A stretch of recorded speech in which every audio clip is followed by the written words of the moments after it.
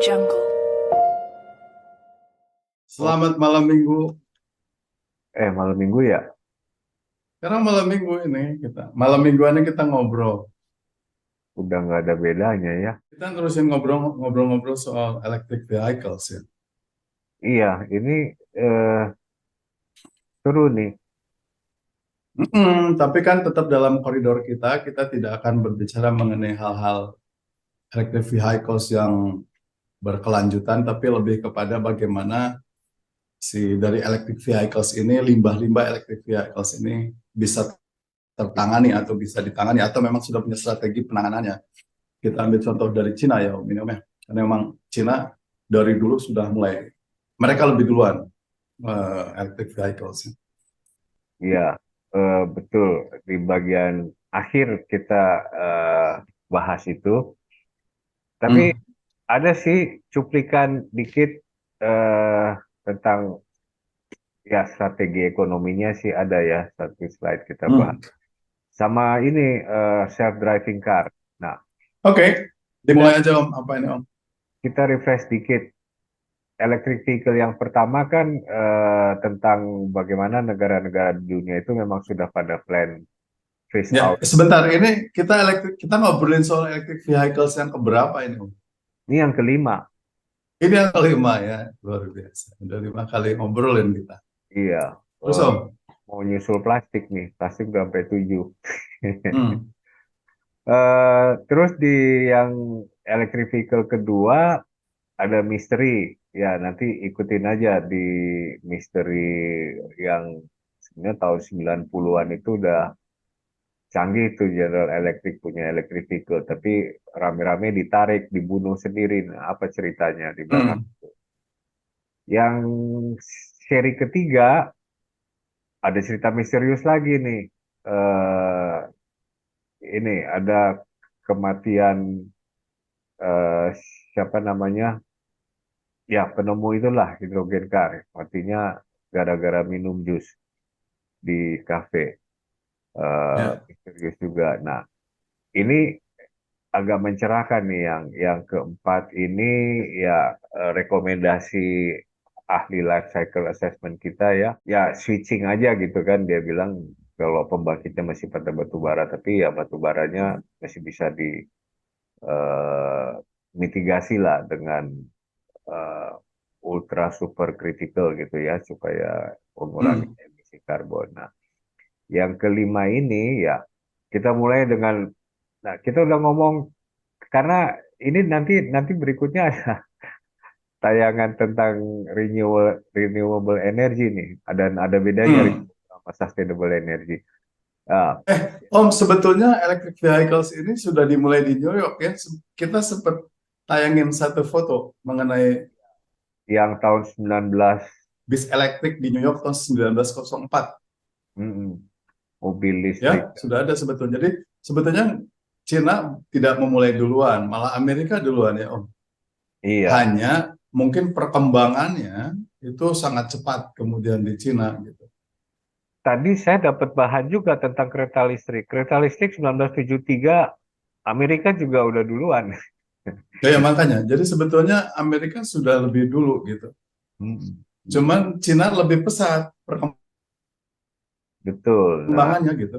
Dia udah sampai ke mobil tenaga surya ya. Kemudian, nah ini juga yang pertama nih dia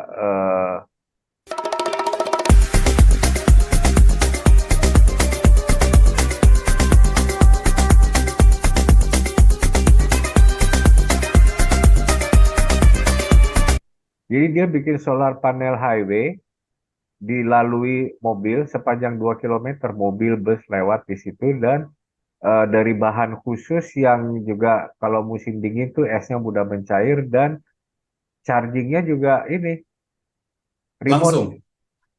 Nah, charging secara remote itu saya masih belum. Nah, nanti kita gali lagi gimana dia charging secara remote ke mobil-mobil yang lewat gitu ya. Nah, ini juga jadi ini si solar panelnya itu di jalan ya Om ya. Jalan, jadi dilindas. Mereka bikin highway. Landasannya itu adalah solar panel gitu. Mm-mm. Itulah ya. Nah, Ke- ini juga ya sekilas Kepikiran. info ya, Hebatnya kepikiran gitu bikin gitu.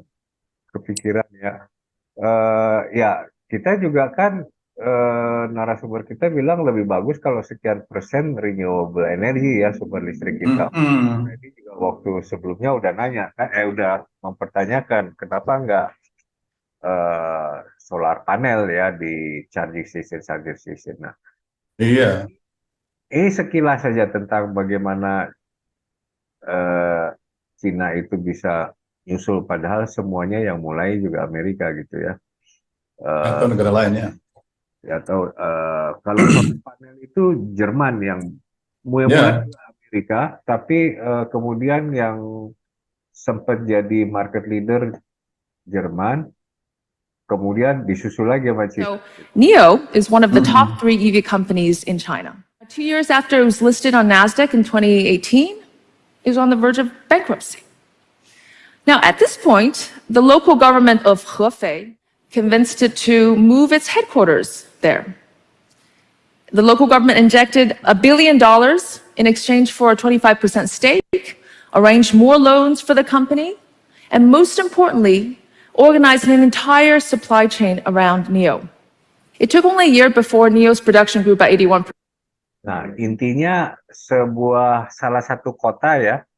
Jadi rupanya pemerintah daerah mereka itu lebih ke wali kota ya. Saya nggak tahu kalau yang di luar kota di desa gimana. Jadi si wali kota di daerah ini, Huawei dia bilang, itu nawarin Nio yang lagi bangkrut, lu pindahin headquarternya ke kita, gua suntik dana, supply chain-nya semuanya di manage dalam 1 tahun recover.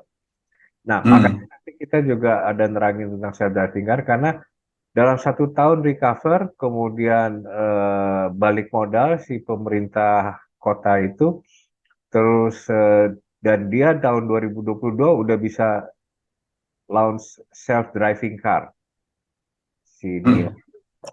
Nah, jadi tidak hanya kejar ROI kata si Profesor Jin ini.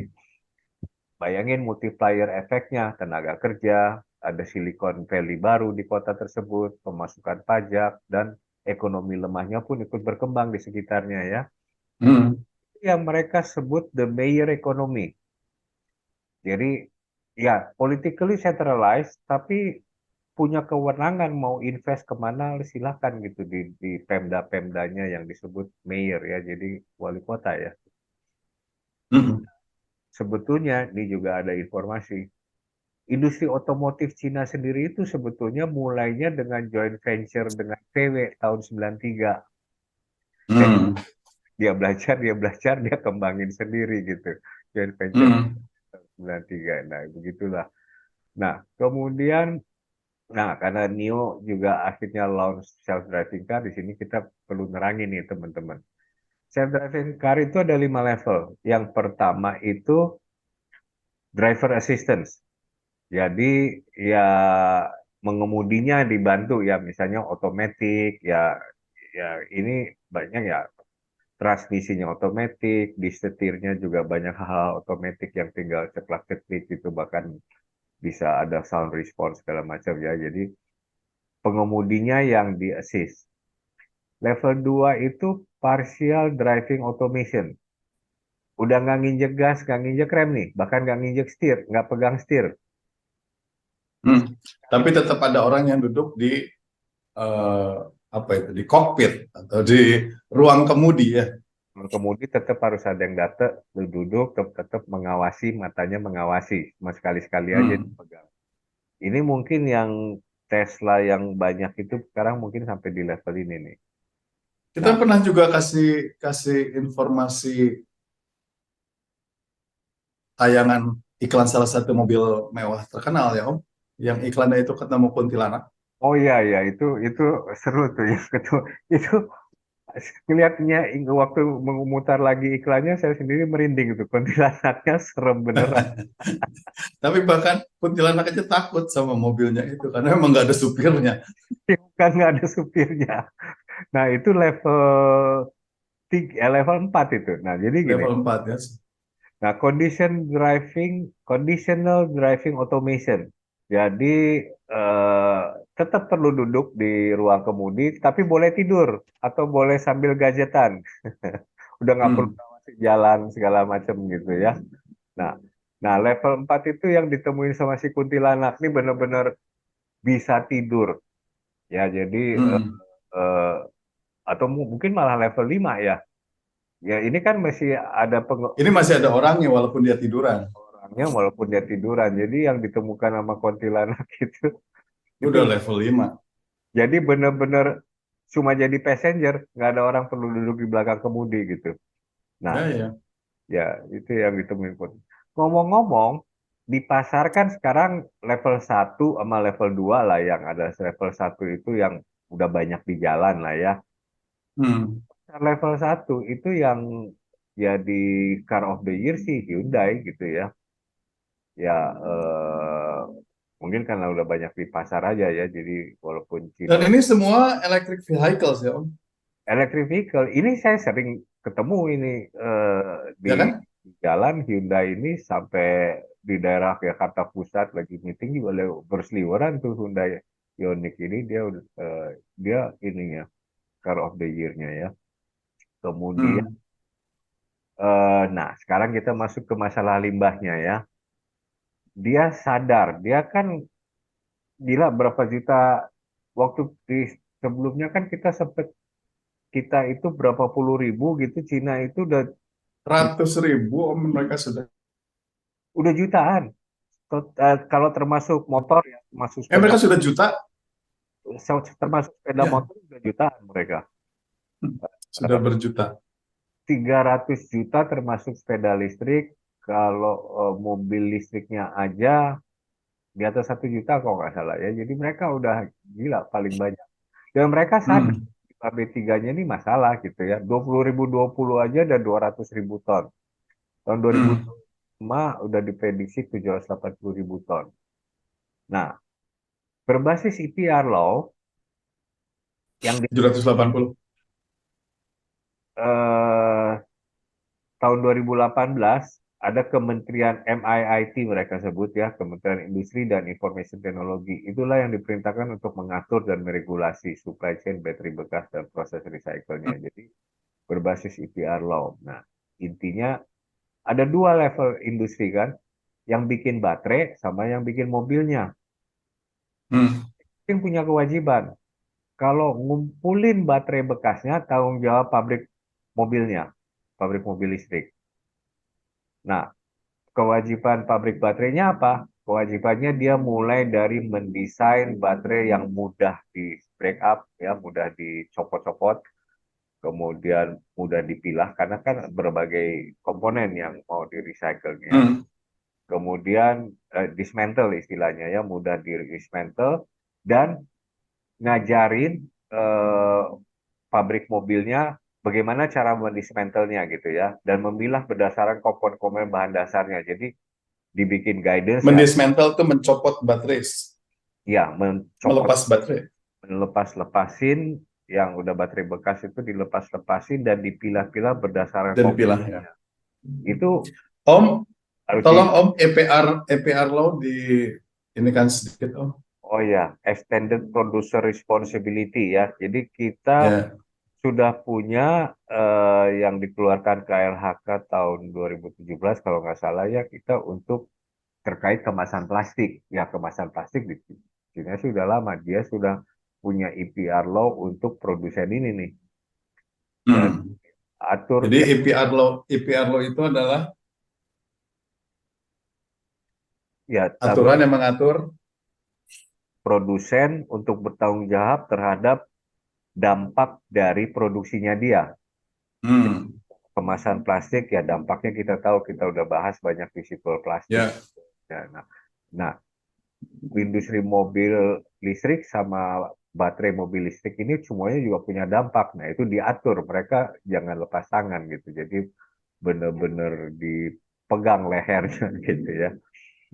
Gitu. Nah, ya jadi tanggung jawabnya jelas, mobil pabrik mobilnya tanggung jawabnya apa, tanggung jawab pabrik baterainya juga jelas gitu ya. Nah, kemudian, nah ini secara umum nih kalau di Google jenis-jenisnya baterai listrik, baterai mobil listrik itu ada 4 ini ya.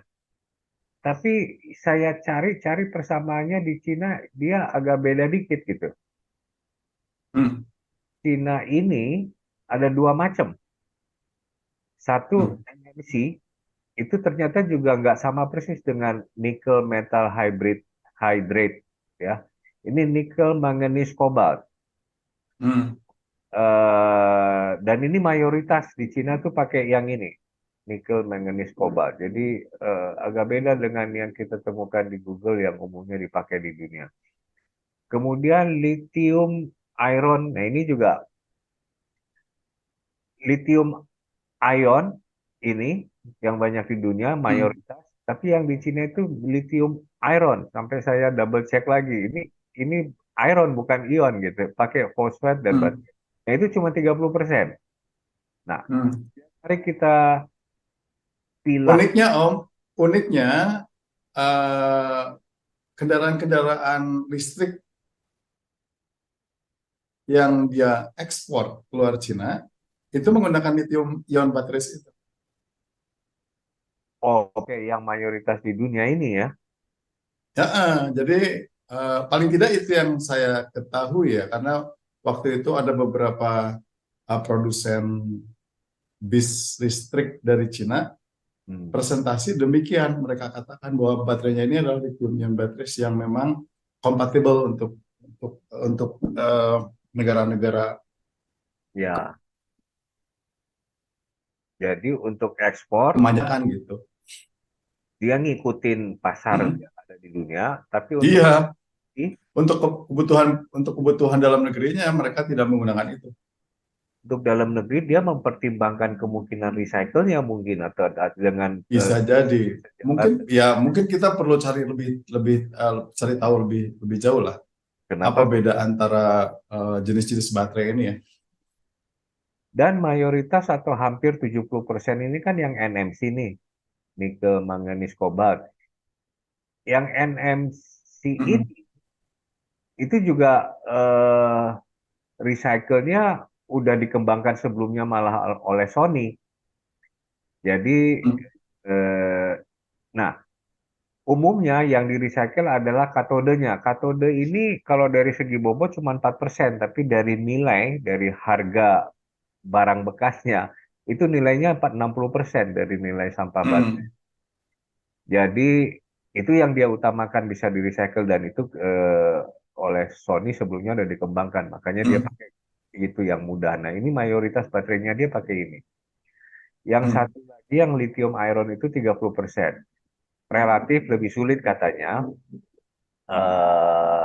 karena variasi materialnya yang tidak sedikit. Tapi pemerintah Cina memerintahkan jadi menunjuk di pabrik recycle baterai bekas itu di Cina ada beberapa saya cari listnya ya ada antara 5 sampai 10. Tapi yang BYD yang kita juga pernah di tayangan sebelumnya tuh BYD bikin SUV yang bisa muter 360 derajat yang hebat yang menyaingi BMW sama Mercy. Nah, BYD ini adalah pabrik recycle baterai juga dan dia dapat tugas sasarannya 90% komponen bisa di recycle. Mm. Ya, Merek BYD ini di Indonesia sudah digunakan di udah ada ya mobil-mobil merek BYD ya. Jakarta untuk bis Transjakarta. Oh, bis Transjakarta itu dari BYD rupanya ya. Salah beberapa buah diantaranya. Oh, I see. Mungkin Jadi sekitar 70-an ya, 70 atau 80. dia perusahaan gede. Jadi perusahaan mobil listriknya pun macam-macam ya. Ada BYD Iya, ya.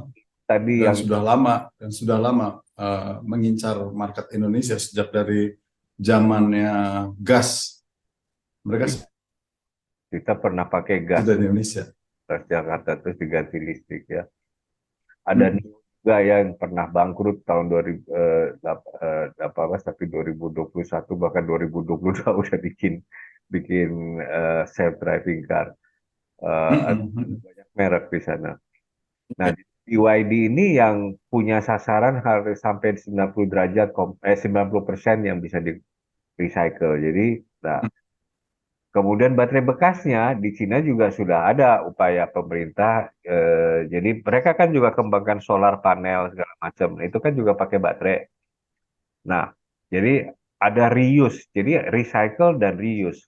Kalau recycle itu tugasnya BYD dan perusahaan recycle lainnya, reuse itu mereka koordinasi sama PLN, sama PLN, ya perusahaan listriknya Cina ya. Jadi beberapa baterai bekas itu bisa di refurbish lagi dipakai di solar panel gitu. Jadi udah terarah lah ya, mereka udah punya program yang jelas gitu mengatasi sampahnya. Jadi mungkin kalau Mm. ditanyakan Dari ujung ke ujungnya mereka sudah punya langkah-langkah realnya ya. udah punya roadmapnya. Jadi kalau di tayangan yang seri keempat kemarin narasumber kita bilang ya selain switching juga pertimbangkan itulah dia bilang teknologinya masih belum berkembang banget di dunia ya. Masih tapi di Cina tuh kelihatannya dia berambisi banget. Jadi dia genjot produksi tapi dia juga punya sasaran-sasaran yang jelas kayaknya. Bahkan recycle-nya sampai 90% itu masih sasaran ya. Mungkin sekarang belum tercapai di situ tapi udah jelas gitu arahan pemerintahnya kemana dan koordinasi Mm-mm. industri. Gitu cerita tentang Cina dan ini ada sekilas ini pabrik EV recycle baterai yang lain bukan yang BYD itu ada ilustrasinya saya dapat dari site-nya dia punya website Tapi kemudian ini di Cina di Cina nih juga, Om. di Cina juga mereknya apa nanti saya lupa ada beberapa sebetulnya tapi BYD itu yang dikaitkan banget sama EPR Law dan punya tugas untuk recycle dan target recycle yang sampai 90% itu. Jadi seperti jadi partnernya pemerintah lah. Ini lihat di Indonesia sendiri gimana kira-kira, Om? Kita masih di mana nih posisinya nih, Om? Kita, nah balik ke yang seri keempat ya, yang narasumbernya Dr. Jessica Hanafi itu. Jangankan EPR Law soal baterai bekas. EPR Law yang plastik aja mesti kita bahas kemulak-balik itu dan waktu di seminar tentang plastik itu juga plastik packaging kita juga men-challenge balik lagi men-challenge EPR law kita tentang yang EPR law untuk baterai belum ada dan aturan tentang sampah B3 itu limbah B3 juga belum ada di konsumen kan ada Belum di ada. industri jadi Iya.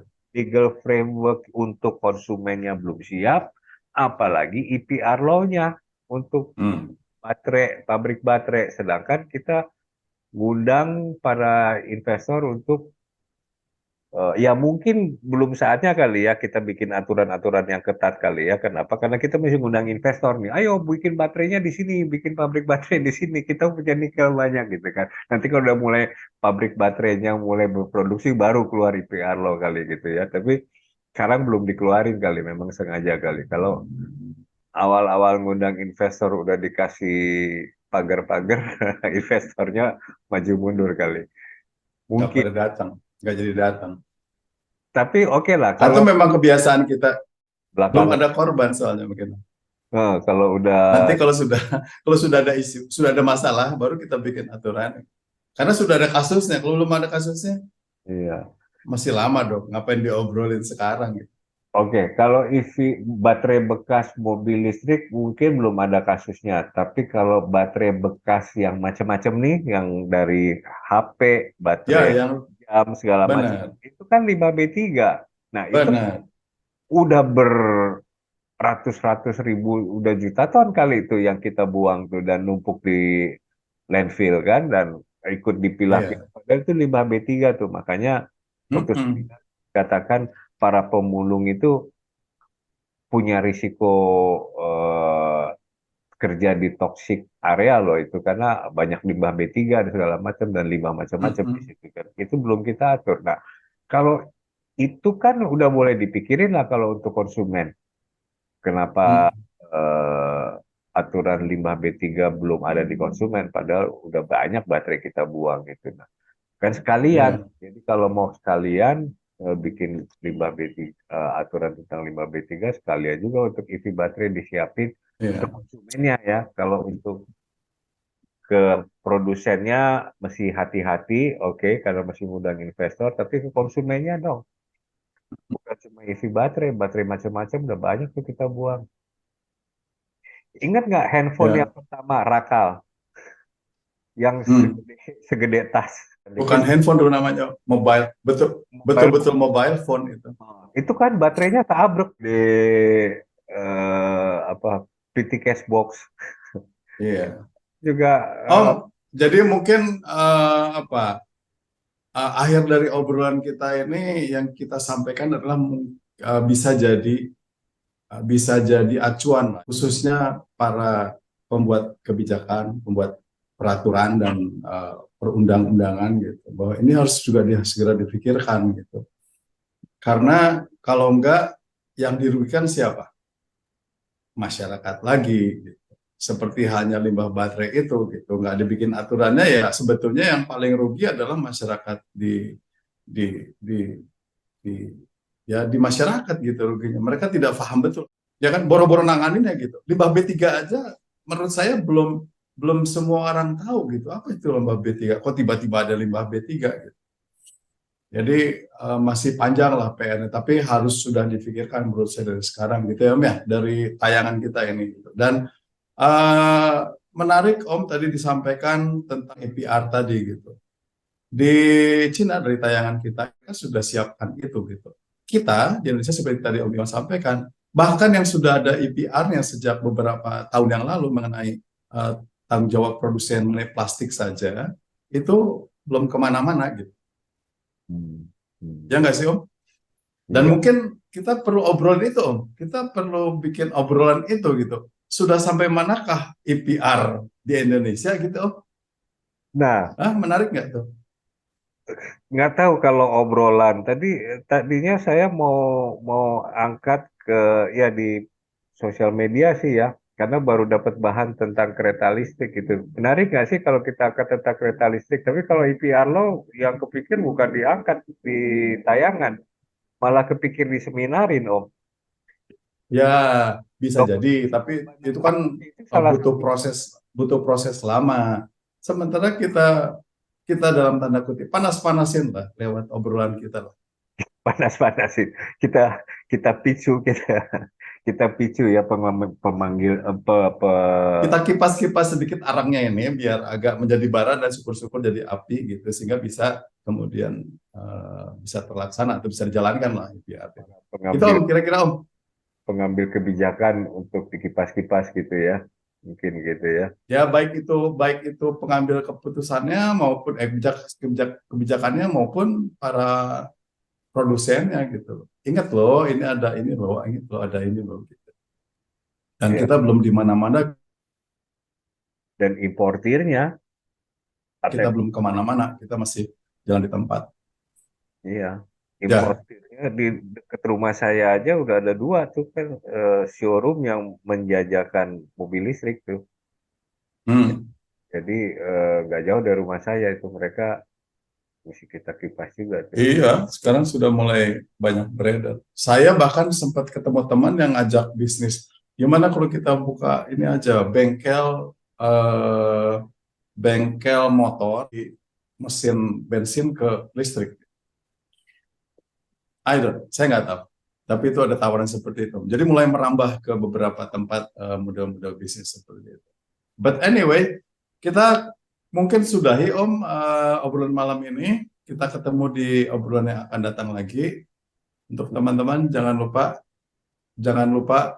pernah boleh bosan dengan tayangan ini, tapi jangan pernah bosan dan lelah kita mencintai alam semesta. Gitu Oh, Om? Ini kebetulan masuk ke alam dan manusia yang kedua. Jangan ya, lupa untuk kita mencintai alam. mencintai alam ya dan Hmm. berbuat yang baik untuk kelestarian alam. Jadi ya sebelum nanti ada topik renewable energy, kita kita ajak Pak Made dulu supaya ini karena ada bahan yang ya ada bahan lah. Nanti kita mesti ngobrol dulu sama Pak Made. Kita siapkan minggu depan ya, Nanti kita siapkan buat teman-teman sabot. tengah Oke, bulan. Oke, gitu Om. Terima kasih banyak Om. oke. Sampai ketemu lagi. Selamat weekend. Yo, have a nice Bye weekend. Om. Bye.